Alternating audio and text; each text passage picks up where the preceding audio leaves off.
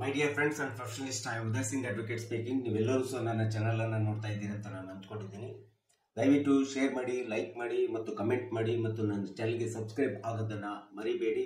ನಾನು ಇನ್ನೊಂದು ವಿಷಯವನ್ನು ತೆಗೆದುಕೊಂಡು ನಿಮ್ಮ ಮುಂದೆ ಬಂದಿದ್ದೀನಿ.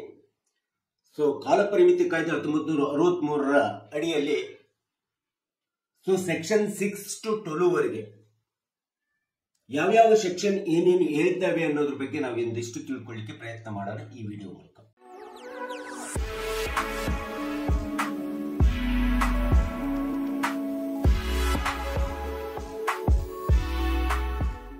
ಕಾಲ ಪರಿಮಿತಿ ಕಾಯ್ದೆ ಒಳಗಡೆ ಸೆಕ್ಷನ್ 3, 4 ಮತ್ತು 5 ಒಂದು ಅತಿ ಪ್ರಮುಖವಾದಂತಹ ಕಾಯ್ದೆಗಳಾಗ್ತವೆ. ಈ ಒಂದು ಸೆಕ್ಷನ್ಸ್ ಗಳ ಜೊತೆಗೆ ಉಳಿದೆಲ್ಲ ಸೆಕ್ಷನ್ಸ್ ಗಳು ಯಾವ ರೀತಿ ಏನೇನು ಯಾವ ಸಂದರ್ಭದಲ್ಲಿ ಏನೇನನ್ನ ಹೇಳ್ತೇವೆ, ಕಾಲ ಪರಿಮಿತಿ ಕಾಯ್ದೆಯನ್ನ ನಾವು ಯಾವ ರೀತಿ ಉಪಯೋಗಿಸಬಹುದು 1963ರಲ್ಲಿ ನಮ್ಮ ಯಾವುದೇ ಒಂದು ಸಿವಿಲ್ ದಾವೆಗಳನ್ನು ಹೂಡುವಂತಹ ಸಂದರ್ಭದಲ್ಲಿ, ವ್ಯಾಜ್ಯಗಳನ್ನು ಹೂಡುವಂತಹ ಸಂದರ್ಭದಲ್ಲಿ ಇದು ತುಂಬಾ ಒಂದು ಅನ್ವಯ ಆಗುವಂತ ಕಾಯ್ದೆ ಆಗಿದೆ. ಸೆಕ್ಷನ್ 6 ಕಾಲಮಿತಿ ಕಾಯ್ದೆಯನ್ನು ನಾವು ನೋಡ್ತಾ ಹೋದಾಗ ಇಲ್ಲಿ ಸ್ಪಷ್ಟವಾಗಿ ಹೇಳ್ತದೆ, ಏನಾದ್ರೂ ಲೀಗಲ್ ಡಿಸಬಿಲಿಟಿ ಇತ್ತು ಅಥವಾ ಲುನಿಟಿಕ್ ಆಗಿದ್ರು ವ್ಯಕ್ತಿ ಅಥವಾ ಮಕ್ಕಳು ಅಲ್ಪಾವಧಿ ಆಗಿರ್ತಕ್ಕಂಥ ಮಕ್ಕಳು ಇರ್ಬೋದು, ಮೈನಾರಿಟೀಸ್ ಗಳಿರ್ಬೋದು, ಮತ್ತೆ ಯಾವುದೇ ವಿಧವಾದಂತ ವೈಡ್ ಕಾಂಟ್ರಾಕ್ಟ್ ಆಗಿರ್ತಕ್ಕಂಥ ಸಂದರ್ಭದಲ್ಲಿ ಇಂಥ ಒಂದು ಸಂದರ್ಭಗಳಲ್ಲಿ ಕಾಲಮಿತಿ ಕಾಯ್ದೆ ಸೆಕ್ಷನ್ 6 ಅಪ್ಲೈ ಮಾಡಿಕೊಂಡು ನೀವು ಯಾವುದೇ ಸಂದರ್ಭದಲ್ಲಿ ಕಾರಣವನ್ನು ತೋರಿಸಿ ನೀವು ಸಿವಿಲ್ ವ್ಯಾಜ್ಯವನ್ನು ಹೂಡಬಹುದು, ದಾವೆಯನ್ನು ಹೂಡಬಹುದು. ಇಲ್ಲಿ ಕಾಲ ಪರಿಮಿತಿ ಕಾಯ್ದೆಗೆ ಒಂದು ಎಕ್ಸಂಪ್ಷನ್ ಸಿಗತಕ್ಕಂಥದ್ದು ನಾವು ನೋಡ್ತೀವಿ ಸೆಕ್ಷನ್ 6 ನಲ್ಲಿ. ಹಾಗಂತ ಇಲ್ಲಿ ಸೆಕ್ಷನ್ 6 ಕಾಲ ಪರಿಮಿತಿ ಕಾಯ್ದೆ ಒಳಗಡೆ ಯಾವುದೇ ಒಬ್ಬ ವ್ಯಕ್ತಿ ಹುಚ್ಚನಾಗಿದ್ದ ಅಥವಾ ಅವನು ಅಲ್ಪಾವಧಿಯಾಗಿದ್ದ, ಇವತ್ತು ಹುಚ್ಚನಾಗಿರ್ತಾನೆ, ನಾಳೆ ಸರಿ ಹೋಗ್ತಾನೆ, ಇವತ್ತು ಮೈನಾರಿಟಿ ಇರ್ತಾನೆ, ನಾಳೆ ಮೆಜಾರಿಟಿ ಬರ್ತಾನೆ. ಹಾಗಂತೇಳಿ ಕಾಲಮಿತಿ ಕಾಯ್ದೆ 6 ಸಬ್ ಕ್ಲಾಸ್ 3 ಒಳಗಡೆ ಹೋದಂತ ಸಂದರ್ಭದಲ್ಲಿ ಮತ್ತೆ ಕಾಲಮಿತಿ ಕಾಯ್ದೆಯನ್ನ ನೀವು ಎಕ್ಸಂಪ್ಷನ್ ಆಗಿ ಪಡ್ಕೊಳ್ಳಿಕ್ಕೆ ಸಾಧ್ಯವಿಲ್ಲ. ಆ ಸಂದರ್ಭದಲ್ಲಿ ಇದು ನಿಮ್ಮ ಒಂದು ಇವತ್ತು ಹುಚ್ಚನಾದಂತವನ್ನು ನಾಳೆ ಚೆನ್ನಾಗಾಗಬಹುದು, ಇವತ್ತು ಅಲ್ಪಾವಧಿ ಇರ್ತಕ್ಕಂಥ ನಾಳೆ ಮೆಜಾರಿಟಿ ಆಗಿ ಬರಬಹುದು. ಅಂತ ಸಂದರ್ಭದಲ್ಲಿ ಸಬ್ ಕ್ಲಾಸ್ 3 ಪ್ರಕಾರ ಕಾಲಮಿತಿ ಪರಿಮಿತಿ ಕಾಯ್ದೆ ನಿಮಗೆ ಎಕ್ಸಂಪ್ಷನ್ ಕೊಡೋದಿಲ್ಲ. ವ್ಯಾಜ್ಯವನ್ನು ಹೂಡಲಿಕ್ಕೆ, ಸೂಟ್ ಹಾಕ್ಲಿಕ್ಕೆ ಎಂಬತಕ್ಕಂಥದ್ದು ಸಹ ನಾವಿಲ್ಲಿ ನೆನಪಿಟ್ಕೋಬೇಕಾಗುತ್ತೆ. ಇನ್ನು ಕಾಲಮಿತಿ ಕಾಯ್ದೆ ಸೆಕ್ಷನ್ 6 ಅನ್ನು ನೋಡ್ತಾ ಹೋದ್ರೆ 6 ಮತ್ತು 7 ಅನ್ನು ನೋಡ್ತಾ ಹೋದ್ರೆ ಒಬ್ಬ ವ್ಯಕ್ತಿ ಡಿಸಬಿಲಿಟಿ ಆಗಿರ್ತಾನೆ ಅಥವಾ ಹಲವಾರು ವ್ಯಕ್ತಿಗಳು ಡಿಸಬಿಲಿಟಿ ಆಗಿರ್ತಾರೆ. ಅಂಗಾಂಗವಾಗಿ ಯಾವುದೇ ರೀತಿಯಾಗಿ ಮೆಂಟಲಿ ಇರ್ಬೋದು, ಫಿಸಿಕಲಿ ಇರ್ಬೋದು, ಡಿಸಬಿಲಿಟಿ ಆದಂತ ಸಂದರ್ಭದಲ್ಲಿ ಆ ವ್ಯಕ್ತಿಗಳ ಒಂದು ಅಂಡರ್ಟೇಕಿಂಗ್ ಅನ್ನ ತೆಗೆದುಕೊಂಡು ನಾವು ಯಾವುದೇ ಸೂಟ್ ಅನ್ನ behalf of the disability persons ಅಂತೇಳಿ ನಾವು ಸೂಟ್ ಅನ್ನು ವ್ಯಾಜ್ಯವನ್ನ, ಸಿವಿಲ್ ವ್ಯಾಜ್ಯವನ್ನ ಹಾಕ್ತಿವಿ ಅಂತಂದ್ರೆ ಅಲ್ಲಿ ಯಾವುದೇ ವಿಧವಾದಂತ ಸೆಕ್ಷನ್ 7 ಅನ್ನು ನೋಡ್ತಾ ಹೋದಾಗ ಯಾವುದೇ ವಿಧವಾದಂತ ಪ್ರಿಯಂಪ್ಷನ್ ಸೂಟಿಗೆ ಅವಕಾಶ ಇಲ್ಲದೆ ಇರತಕ್ಕಂಥದ್ದನ್ನ ನಾವು ನೋಡ್ತೀವಿ.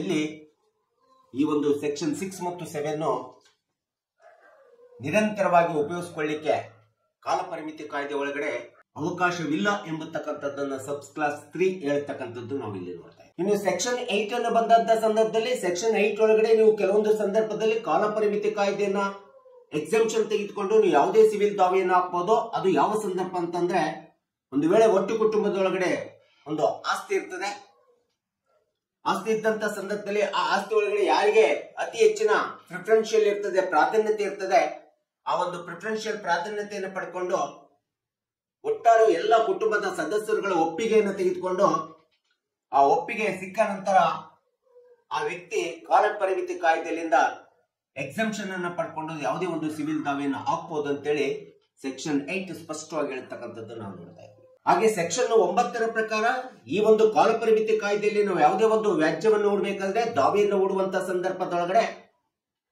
ಒಮ್ಮೆ ಕಾಲ ಪರಿಮಿತಿ ಕಾಯ್ದೆ ಒಳಗಡೆ ನಾವು ಸಿವಿಲ್ ದಾವೆಯನ್ನು ಹೂಡಿದ್ವಿ ಅಂತಂದ್ರೆ once limitation period it will be stop, it never be stop ಅಂತ ಹೇಳ್ತಾರೆ, or it will never stop ಅಂತೇಳಿ ನಾವು ಹೇಳ್ಬಹುದು. ಒಮ್ಮೆ ಕಾಲಮಿತಿ ಕಾಯ್ದೆ ಪರಿಮಿತಿ ಒಳಗಡೆ ಯಾವುದೇ ವ್ಯಾಜ್ಯವನ್ನು ಹಾಕಿ ನ್ಯಾಯಾಲಯದೊಳಗಡೆ ವ್ಯಾಜ್ಯ ಪ್ರಾರಂಭ ಆಯ್ತು ಅಂತಂದ್ರೆ ಆ ಕಾಲ ಪರಿಮಿತಿ ಕಾಯ್ದೆಯನ್ನ ಯಾರೂ ಸಹ ಸ್ಟಾಪ್ ಮಾಡ್ಲಿಕ್ಕೆ ಆಗುದಿಲ್ಲ. ಒಮ್ಮೆ ಪ್ರಾರಂಭ ಆದಾಗ ಅಲ್ಲಿ ಕಾಲ ಪರಿಮಿತಿ ಕಾಯ್ದೆಯ ಒಂದು ಪರಿಮಿತಿ ಎಂಬತಕ್ಕಂಥ ಸಂಪೂರ್ಣ ಹೋಗ್ತದೆ. ಇದನ್ನು ಯಾರು ಸಹ ಸ್ಟಾಪ್ ಮಾಡ್ಲಿಕ್ಕೆ ಆಗುದಿಲ್ಲ. ಶೂಟ್ ಮುಗಿಯೋವರೆಗೂ ಅದರ ಒಂದು ಪರಿಮಿತಿಯ, ಕಾಲ ಪರಿಮಿತಿಯ ಒಂದು ಮೌಲ್ಯ ಯಾವತ್ತೂ ಕೂಡ ವ್ಯಾಜ್ಯದ ಮೇಲೆ, ನಮ್ಮ ವ್ಯಾಜ್ಯದ ಮೇಲೆ ಅಥವಾ ನಮ್ಮ ಒಂದು ಈ ಶೂಟ್ ಮೇಲೆ ಸಿವಿಲ್ ದಾವೆಯಲ್ಲಿ ನ್ಯಾಯಾಲಯದಲ್ಲಿ ಯಾವಾಗಲೂ ಸಹ ಅಸ್ತಿತ್ವದಲ್ಲಿ ಇರ್ತದೆ ಎಂಬುದರ ಬಗ್ಗೆ ಈ ಒಂದು 1963 ಕಾಲಮಿತಿ ಕಾಯ್ದೆ ಸೆಕ್ಷನ್ 9 ಸ್ಪಷ್ಟವಾಗಿ ನಮಗೆ ಹೇಳ್ತಕ್ಕಂಥದ್ದನ್ನ ನಾವು ನೋಡ್ತೀವಿ. ಇನ್ನು ಸೆಕ್ಷನ್ 10 ಅನ್ನು ನಾವು ನೋಡ್ತಾ ಹೋದ ಈ ಸೆಕ್ಷನ್ 10 ಒಳಗಡೆ ಏನಿದೆ ಅಂತಂದ್ರೆ, ಯಾವುದೇ ಟ್ರಸ್ಟ್ಗಳು ಇರ್ತಾರೆ ಅಥವಾ ಯಾವುದೇ ವಿಧವಾದಂತ ಟ್ರಸ್ಟ್ ಇರ್ಬೋದು ಅಥವಾ ಕೋರ್ಟ್ ಟ್ರಸ್ಟ್ ಇರ್ಬೋದು, ಇಂಥ ಒಂದು ಟ್ರಸ್ಟ್ ಅಥವಾ ಕೋರ್ಟ್ ಟ್ರಸ್ಟ್ಗಳ ವಿರುದ್ಧ ಯಾವುದೇ ವಿಧವಾದಂತ ದಾವೆಯನ್ನ ಹೂಡಿದಂತ ಸಂದರ್ಭದಲ್ಲಿ ಈ ಒಂದು ಟ್ರಸ್ಟ್ಗಳ ವಿರುದ್ಧ ದಾವೆಯನ್ನು ಹೂಡಿದಾಗ 1963 ಕಾಲಮಿತಿ ಕಾಯ್ದೆ ಅನ್ವಯ ಆಗೋದಿಲ್ಲ. ಈ ಕಾಲ ಪರಿಮಿತಿ ಕಾಯ್ದೆಯಿಂದ ಎಕ್ಸೆಂಪ್ಷನ್ ಇರ್ತದೆ ದಾವೆಯನ್ನು ಹೂಡಲಿಕ್ಕೆ. ಇದಕ್ಕೆ ಯಾವುದೇ ಒಂದು ಸಮಯದ ಒಂದು ಕಾಲ ಪರಿಮಿತಿಯ ವ್ಯವಸ್ಥೆ ಅನ್ವಯ ಆಗದೆ ಇರ್ತಕ್ಕಂಥದ್ದನ್ನ ನಾವು ಸೆಕ್ಷನ್ 10 ನಲ್ಲಿ ನಾವು ಸ್ಪಷ್ಟವಾಗಿ ಹೇಳಿರ್ತಕ್ಕಂಥದ್ದು ನಾವು ನೋಡ್ತೀವಿ. ಸೊ ಇನ್ನ ಇದೇ ತರ ಸೆಕ್ಷನ್ 11 ಅನ್ನ ನಾವು ಈ ಒಂದು ಕಾಲಮಿತಿ ಕಾಯ್ದೆಯಲ್ಲಿ ನೋಡ್ತಾ ಹೋದಾಗ ಸೆಕ್ಷನ್ 11 ಸ್ಪಷ್ಟವಾಗಿ ಹೇಳ್ತಾ ಇದೆ, computing period of the limitation ಅಂತ ಹೇಳಿ ಬರ್ತದೆ. ಅದು ಸೂಟ್ ಇರ್ಬೋದು, ಅಪೀಲ್ ಇರ್ಬೋದು, ಅಥವಾ ರೆಕಾರ್ಡ್ ಡೇ ಆಫ್ ಸೂಟ್ ಇರ್ಬೋದು ಅಂಡ್ ಜಡ್ಜ್ಮೆಂಟ್ ಡೇ ಇರ್ಬೋದು.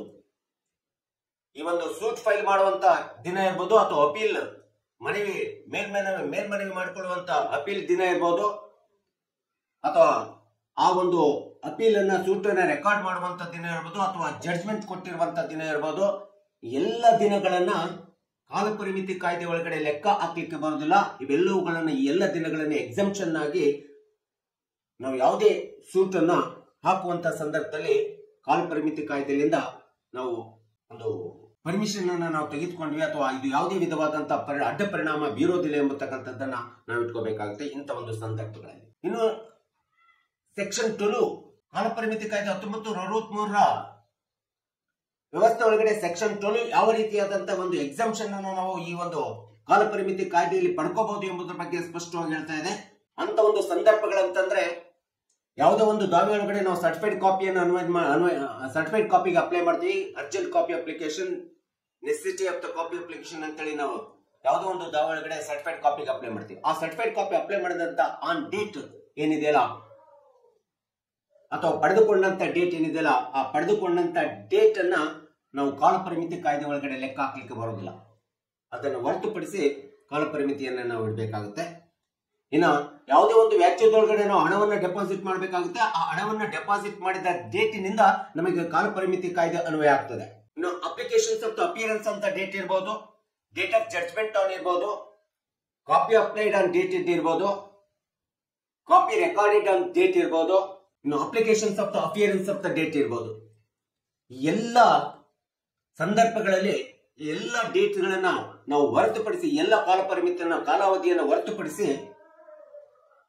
ನಮ್ಮದೇ ಆದಂತ ನಮ್ಮ ಶೂಟ್ ಅನ್ನ ಅಥವಾ ದಾವೆಯನ್ನ ಸಿವಿಲ್ ದಾವೆಯನ್ನ ನ್ಯಾಯಾಲಯದಲ್ಲಿ ಮುಂದುವರಿಸಲಿಕ್ಕೆ ಅಥವಾ ಇನ್ಯಾವುದೇ ರೀತಿಯಾದಂತ ಪ್ರೊಸೆಸ್ ಅನ್ನ ಪ್ರಕ್ರಿಯೆಯನ್ನ ಮುಂದುವರಿಸಿಕೊಂಡು ಹೋಗ್ಲಿಕ್ಕೆ ಈ ಒಂದು ಎಲ್ಲ ಸಂದರ್ಭಗಳಲ್ಲಿ ಈ ರೀತಿ ದಾಖಲೆಗಳನ್ನ ಸರ್ಟಿಫೈಡ್ ಕಾಪಿಗಳನ್ನ ಕಾಪಿ ಅಪ್ಲಿಕೇಶನ್ ಹಾಕಿದಂತ ಸಂದರ್ಭಗಳಲ್ಲಿ ಅಥವಾ ಡೇಟ್ ಆನ್ ಜಡ್ಜ್ಮೆಂಟ್ ಡೇಟ್ಗಳನ್ನ ಇವೆಲ್ಲವುಗಳನ್ನ ಕಾಲ ಪರಿಮಿತಿ ಕಾಯ್ದೆಯಿಂದ ಹೊರತುಪಡಿಸಿ ನಂತರದಲ್ಲಿ ನಾವು ಮುಂದಿನ ನಮ್ಮದೇ ಆದಂತ ಸಿವಿಲ್ ದಾವೆಯ ವ್ಯಾಜ್ಯವನ್ನು ಹಾಕ್ಲಿಕ್ಕೆ ಅಥವಾ ಮುಂದುವರಿಸಿಕೊಂಡು ಹೋಗ್ಲಿಕ್ಕೆ ಪ್ರೊಸೆಸ್ ಅನ್ನ ಕೋರ್ಟ್ ಪ್ರೊಸೆಸ್ ನಲ್ಲಿ ನಮ್ಮ ಪ್ರಕ್ರಿಯೆ ದಾವೆಯ ಪ್ರಕ್ರಿಯೆಯನ್ನ ಮುಂದುವರಿಸಿಕೊಂಡು ಹೋಗ್ಲಿಕ್ಕೆ ಸ್ಪಷ್ಟವಾದಂತ ಕಾಲ ಪರಿಮಿತಿ ಕಾಯ್ದೆ 1963ರಲ್ಲಿ ಈ ಎಲ್ಲ ದಿನಗಳನ್ನ ಎಕ್ಸಾಮ್ಷನ್ ಲೆಕ್ಕ ಹಾಕಿ ಇವುಗಳನ್ನು ಹೊರತುಪಡಿಸಿ ಇವುಗಳನ್ನು ಬಿಟ್ಟು ನಂತರ ಡಿಲೇ ಕಂಡೋನೇಷನ್ ಏನಾದ್ರು ಬಂದ್ರೆ ಲೆಕ್ಕ ಹಾಕ್ಬಹುದು ಅಂತೇಳಿ, ಲೆಕ್ಕ ಹಾಕಿ ನಿಮ್ಮ ದಾವೆಯನ್ನು ಮುಂದುವರಿಸಿಕೊಂಡು ಹೋಗ್ಬೋದು ಅಂತೇಳಿ ಈ ಒಂದು ಕಾಲ ಪರಿಮಿತಿ ಕಾಯ್ದೆಯ ಸೆಕ್ಷನ್ 12 ಸ್ಪಷ್ಟವಾಗಿ ಹೇಳಿರ್ತಕ್ಕಂಥದ್ದನ್ನ